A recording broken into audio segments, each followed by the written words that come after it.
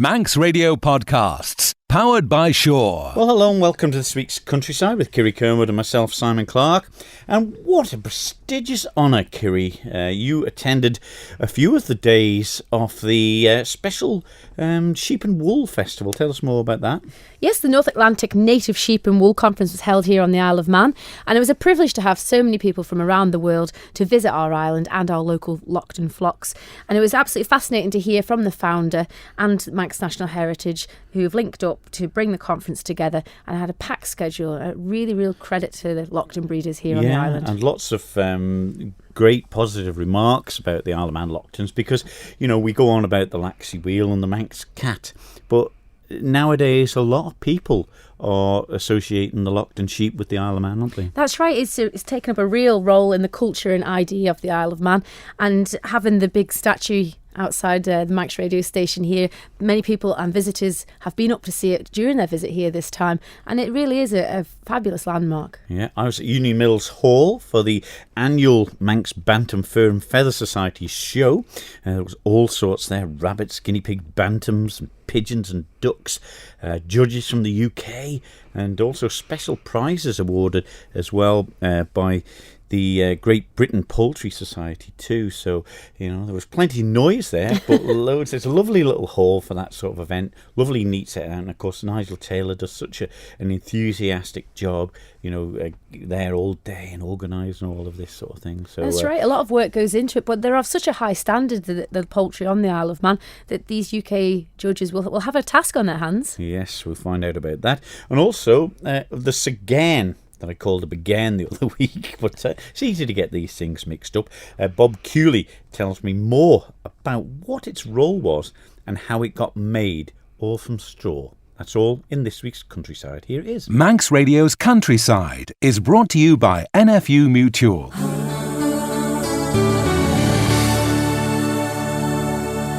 Well, we've been honoured over the last week, Kiri. We've had quite a good conglomerate of people involved in the wool industry and the sheep industry, haven't we? We were lucky enough to be hosting a rather prestigious event on the island. That's right. The 7th North Atlantic Native Sheep and Wool Conference has been held here on the island, and they've been touring around many of the local Lockton sheep producers and visiting some of the wool factories that we have here on the island and looking at the garments that we produce.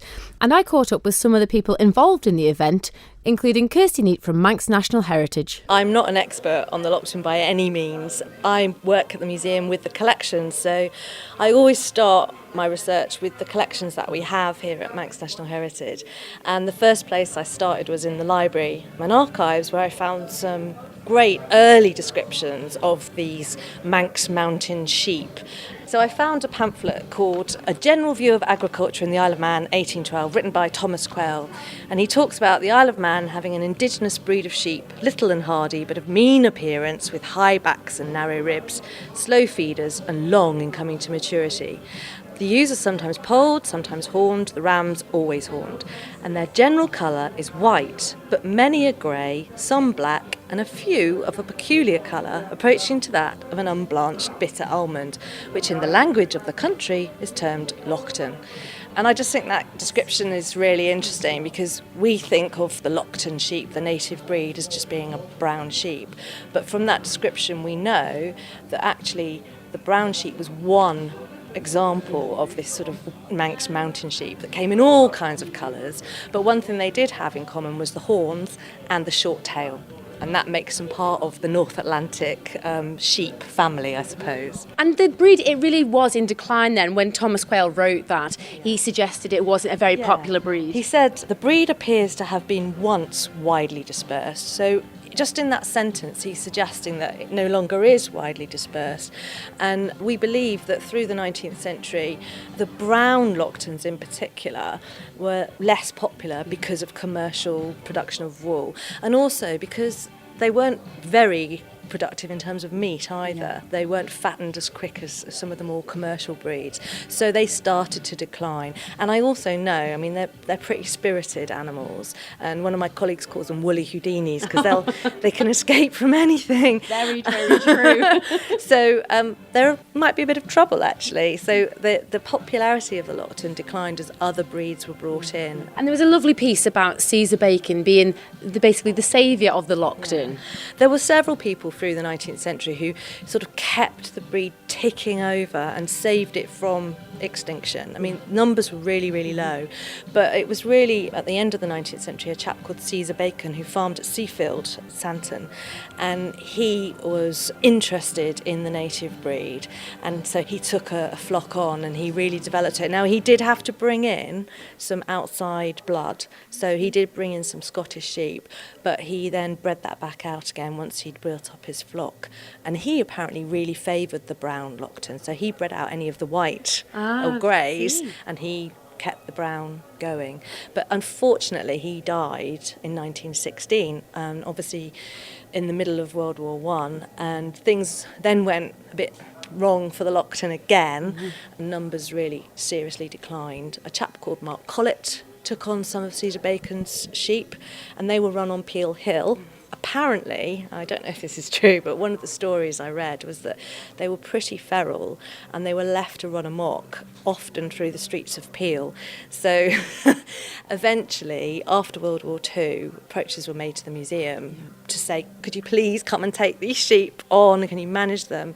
At the time, we didn't really have the resources, but after a couple of approaches and when the situation really was sort of dire, we worked with a chap called Major Brownston in Druidale, who offered some land, and we took on the flock, and we worked with Jackie Quine, the lovely Jackie Quine, who worked with us as a shepherd for more than 50 years, and he built that flock up in Druidale, and then we were able to take some to the Calf and some to Cregneash. Because now you have maybe up to 150 ewes running at the two sites. Yeah, something like that, yeah. It goes, about 150. So we've got about 50 in the north, about 50 at Cregneash, and about 50 on the Calf. But not only do you see this as preserving the breed, but they're good for the ecosystems at these sites. Yeah, they are. They're good grazers. So basically, the insects feed on their dung, and then the birds come along and feed on the insects. And certainly on the Mull Peninsula, this works really well in supporting the chough.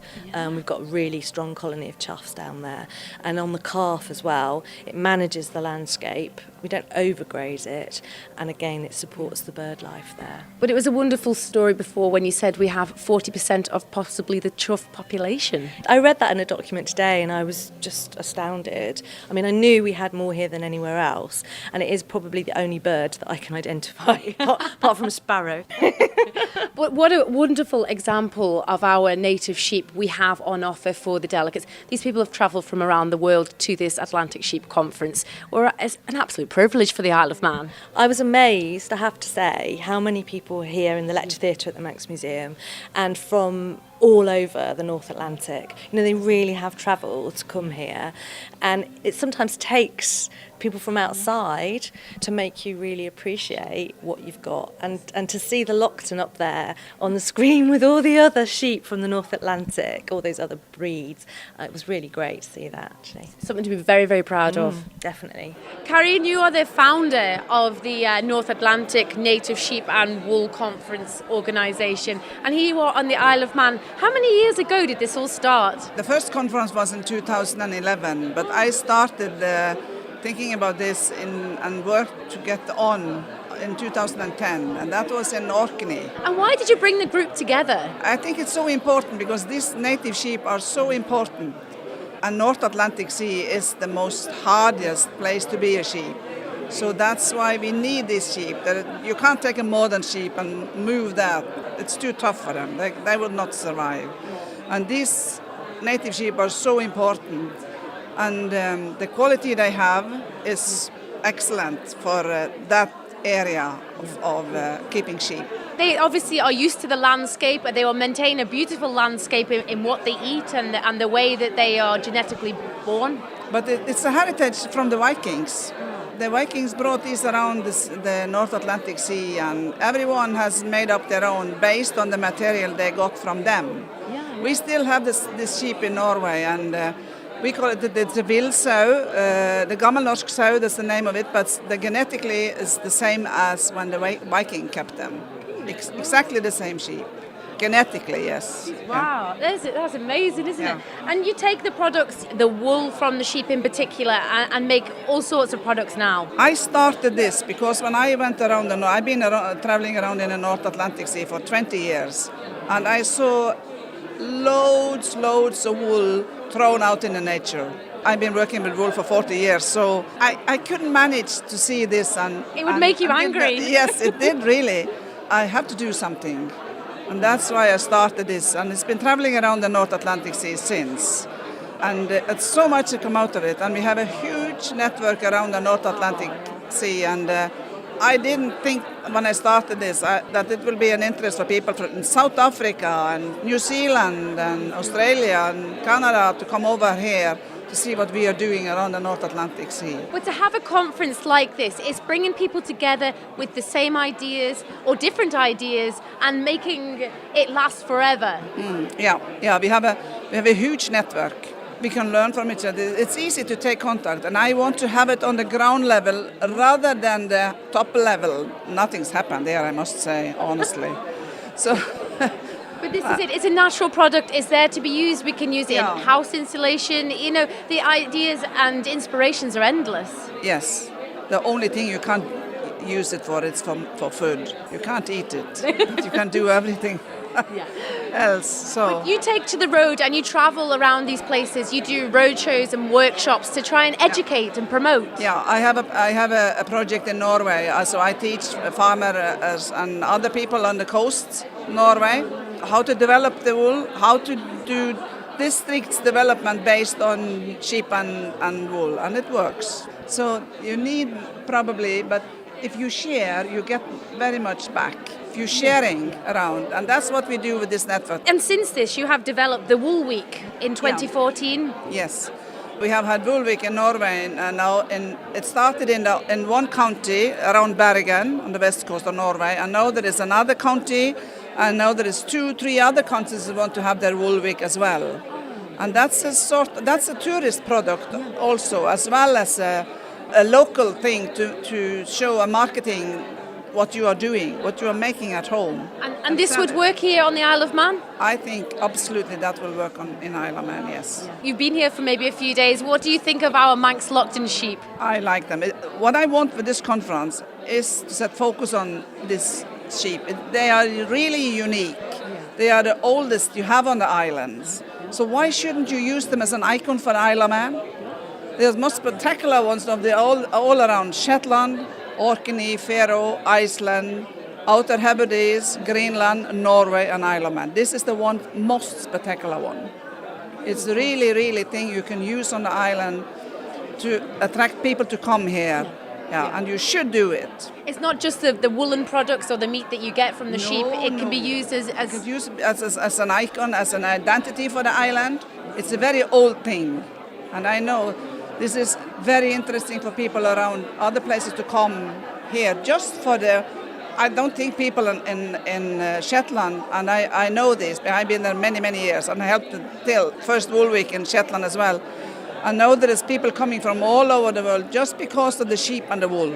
So I'm 100% sure that Isle of Man can have their own Wool Week based on this, and a lot of people became here as well. Katrin, Wool Week is not just a hobby. It is far more than just getting involved now. It's a proper business and industry. Yes, it's quite a big event. Hundreds of people are coming, and last year the Wool Week in Shetland generated more than £8 million. So it's not a hobby. It's actually a product. It's a product you can recommend as a sort of a tourist product. Yeah. And for any small island, any kind of marketing like this would benefit. This is what you have. This is your unique thing. So why shouldn't you focus on this? That was the founder of the North Atlantic Native Sheep and Wool Conference, Corinne Schwarstad, and Kirsty Neat from Manx National Heritage. Isn't it great to have something like that on the Isle of Man, Kiri? And what a great idea, founded by walking round and going, all this wool stuck on the barbed wire and on briars and things. This is it. Nothing was getting done with the woolen products, especially in Norway. It was literally getting dumped in hedgerows and ditches. And it made Karine so angry that she thought she'd do something about it. And to develop an organisation like this with so many people from around the world now getting involved and making wonderful products from it, it's such a good product to use. The insulation, jumpers, it's just brilliant. The list goes on. Yeah, and it was great that the people from all around the British Isles had the chance to, and Europe of course, to have the chance to look at our Lochtons and sheep here in the island. It was an absolute privilege to host so many people, but they had a fine display of Lochtons on the Isle of Man for them to have a look at, and we have two of the world's biggest flocks of Lochtons, and it was a really, really enjoyable weekend for everybody involved. Manx Radio's Countryside is brought to you by NFU Mutual. Well, last week at the Union Mills Hall, it saw the Manx Bantam Fur and Feather Society's annual show. There was rabbits, guinea pigs, cats, bantams, pigeons and ducks on display for the general public. And the visiting judges had a tough job to pick the winners from them. Also, there were special prizes presented from the Poultry Club of Great Britain. I popped along to speak to some of the people there. Well, let's firstly get a word with the judge here at Union Mills today, Cyril Rimmer. Been a good show? It's been a really good show, yeah. Very enjoyable, relaxed atmosphere and the true spirit of exhibition. Nobody's too bothered if they win or lose. They just enjoy the birds, enjoy the company. Is every show like that? No, it's... In the Isle of Man, it's like it was round in the mainland 30, 40 years ago. A lot more camaraderie. Not as competitive. People still want to win and the birds are good quality, but they enter the proper spirit of it. They really enjoy the birds, they enjoy the company and the tormenting of one another and the laughing and the joking. And a lot of time now in the mainland it's too competitive. There's a lot of argy-bargy if they don't win. Where here they take it in the stride. Is it always the case where people are going, oh, I don't think that one should have won, that one was better? It's the same everywhere, but it's not as bad here. People are quite happy for a friend to win, and that to me is fantastic. Yeah, they seem to share a bit, you can see them asking, how did you get the bird to get these feathers like that and things? And it's all help. Everybody helps one another. We've had a lovely lunch. The ladies have made a lovely lunch. And like I say, everybody's so friendly, so happy, so welcoming. It's been a brilliant day. You're no stranger to the island, though, at various shows, are you?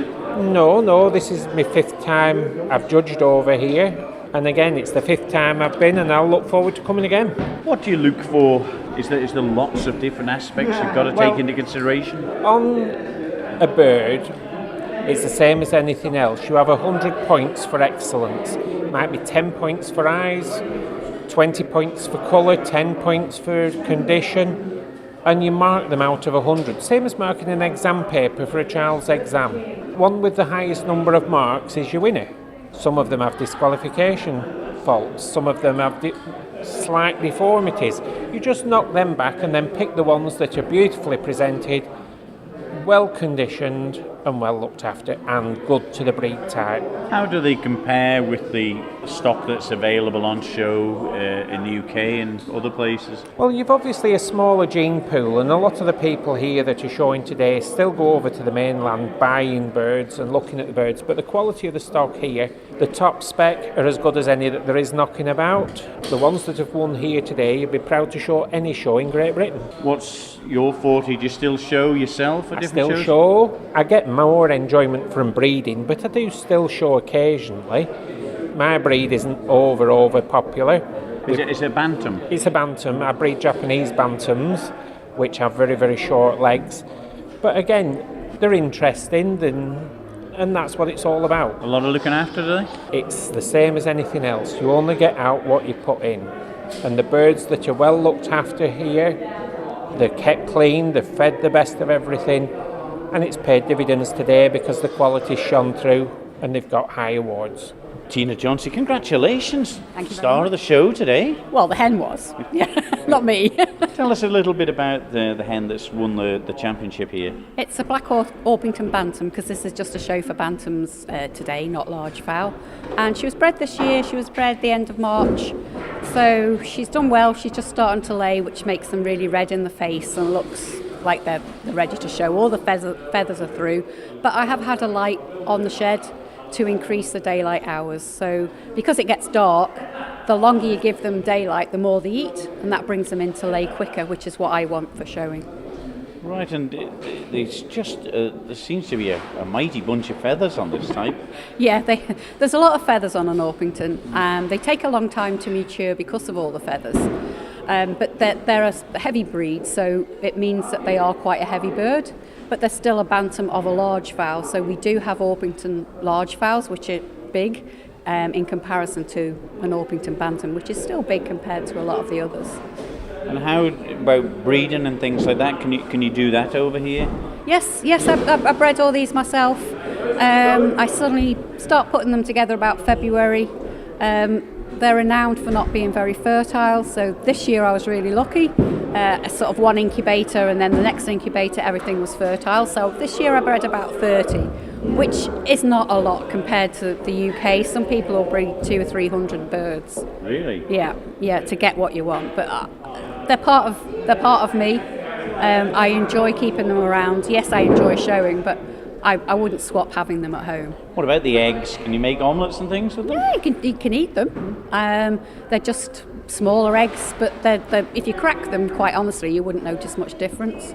So, and they're a really nice taste because these are free range. So, I think sort of nice eggs from happy hens. What about when you breed them and you're looking at them? Do you have a good idea from when they're chicks how good they'll turn out to be for sort of show standard? You can obviously see faults sometimes, but with the Orpingtons, it takes a long time for them to mature, and a lot of it is in the feather.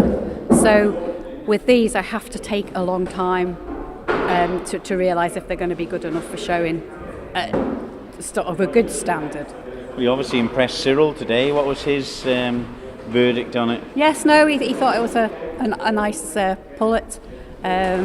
He's seen them before when he's been over judging, so he also judged the call ducks as well. I had them in today, so it's nice because you get an independent, person over here. We always try and get judges from the UK, so they don't really know our birds. If one of us judge, we know exactly whose birds belong to who. So it is nice to get an independent review. Well, Supreme Championship winner for 2017. Well done. Thank you very much. Well, let's get a word with the hard-working secretary of the Manx Bantam Fur and Feather Society, Nigel Taylor. And it looks as though it's been another success. Yeah, it's been a nice day. We've had quite a few visitors in. You've had trials and tribulations with different diseases over recent years. And how has 2017 been? Well, bird flu, of course, is a bit of a worry, and who knows, we might have something coming back again this winter, and that's one of the reasons why the next show, Onken Show, is going to be held a lot earlier than it normally is, to try and avoid any risk of that. The age range is always nice, isn't there? There's always some of the younger ones who are coming in and really proud of their pets, aren't they? Yes, it's nice to see them, and the Clegg family are here in force from Lonham, so there's been a lot of them here today. What's next for you? The Onken Show, you said? Yeah, and then there's a couple of big shows across, very large shows, one in Stafford and one at Telford, which are really the big serious shows in the winter. And you'll be showing stuff there? I'm hoping to get to one of them, yeah. What about the rest of the people who've been showing today? How many of them will take part in them big shows? Yeah, well, the likes of rabbits, there's big rabbit shows across in Doncaster and other places which they attend, and we all tend to do quite well with our different animals, our different breeds, so that's good to see. Some of the people who attended the Manx Bantam Fur and Feather Society's annual show at Union Mills last week. What an array of stuff they have there, packed, because it's not the biggest hall in the world, but they had everything there, and great that they're presenting these prizes from the Poultry Club of Great Britain as well, and judges coming over from the UK and saying how good our stuff is over here. It's serious competition, but some of the genetics in some of the birds and animals on show there are absolutely second to none. There's some fabulous bloodlines here on the Isle of Man, and they're a credit to the breeders. They work so hard to clean them and bath them and present them for the day. It's like any other show, isn't it? But just on a smaller scale, maybe. Yeah, but you heard some of the people talking, and also some of the animals as well, but we didn't quite find a translator to find out what they were saying on the day. But they were certainly well looked after, that's one thing for certain. Well, you remember I was at the Roots show the other week, Kiri, and I was on about the straw and the bagain, which I completely got. I remember at the end of the show that it was called a sagain. Bob Cooley told me more about what its role was and how it's made. It's basically a twisting straw to make the straw rope. Originally, the straw rope was made to tie the thatch down, the thatched cottages, and back before we had Dutch barns when I was a youngster, it was to tie it down like I would learn to thatch stacks. And we made this again to tie the thatch down through the winter. It's a case of twisting the straw rope to make a long length of rope, which was to tie it down to stop the wind from blowing it off. Right, it's a tricky thing to make. It was far easier to make with the straw you had before combines, because to make this again, it all started when you were doing the thrashing really. The mills before the baler came in just had what we called bunglers, and you had the straight straw, so it was easier because you had long straw. The straw them days was about 4 to 5 foot long, like. Right. So you made the straw rope, and that it would last for about 2 to 3 years, like if you took it off. As long as it was took off in the frosty weather, it would break. If it was frozen, it would break. But if it was took off and it looked all right, you would keep it, some of it for the next year, so you didn't have to make as much each year. And like I suppose I'm one of the last fellas now that actually thatched the stacks and tied them down with the straw rope, the sagain as we call it. But the thumb rope, as we call it, that we make with our thumb, was made to tie the tops over the rooks. Rooks were, before any balers came in for the hay, they were put into big, like small stacks, you might say, which would be about 6 foot high and 6 foot across. And to tie it down, you made the thumb rope and tied it down. That was just long enough to go over the hay rook and tie it down. The rooks were about the right weight for a horse to drag. One horse would drag the rook into the stack. So it seemed a pretty important thing, I suppose, then when you were young. I suppose you learn it when you were fairly young, did you, on the farms? Well, I learned to twist it and gradually make it when I was about 6 or 7 anyway. Really? You know, like, 'cause I was thatching when I was 12, and of course, we used to make the straw rope of a night in the loft. When kayar came in, which was like a stuff we made blankets of, when that came in, some farmers used that to tie the thatch down. But because farming was a hard job back in them days, you know, and anything to save money, so making the straw rope from something you had is what they done. Bob Cooley telling me about the special straw rope called the sagain here on the Isle of Man and its uses in, of course, the agricultural world in particular, and the housing trade with the covering of the thatches on the thatched cottages in its day.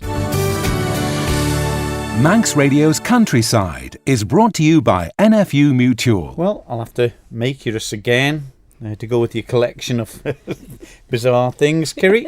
The old straw rope and things like that. But what a sort of role it had, covering the haystacks, and they could use the bits of the straw it was sort of half wasted, but use it to tie the thatching on houses and haystacks too. That was right. There was never anything wasted, and nowadays we have the blue rope and everything else all manufactured. They didn't have those luxuries then, so it's really nice to hear of the heritage and the traditions that really did work. Yeah, and great honour, the old wool and festival there, the Sheep and Wool Festival Conference. It really was. It was a pleasure to have all these visitors, but it was great to share knowledge and take on board the ways they manufacture wool. It's a product which hasn't been used maybe to its full potential here on the Isle of Man, and maybe we could look into it for the future. Yeah, I also remember talking to Claire Lewis about that, to do with the goats and stuff, and it's just a shame that she has to take the hair off the island, to do anything with it really, because it's not worth having all the equipment here. It's never going to be cost productive, if you know what I mean. So yeah, and the Fur and Feather Society annual show, the Manx Bantam Fur and Feather Society show, another good turnout of all sorts of animals that were in there. It's just great to be in there amongst that noise. Gives it such an atmosphere, and there's people coming over to judge it from the UK and wards from the Great Britain Poultry Society, and still a lot of enthusiastic people on the island who look after these bantams and rabbits and guinea pigs and ducks and pigeons.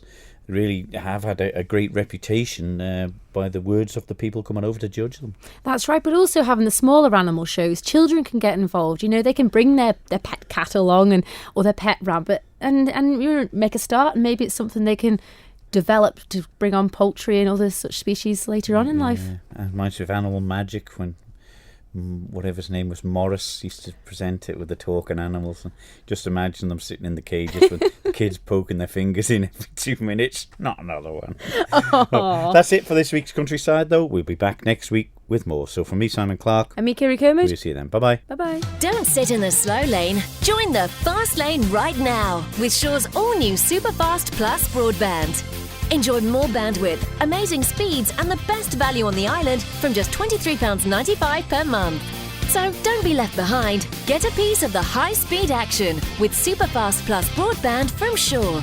For details, visit our stores in Douglas, Ramsey and Port Erin or click shaw.com. Love being Shaw. Terms and conditions apply.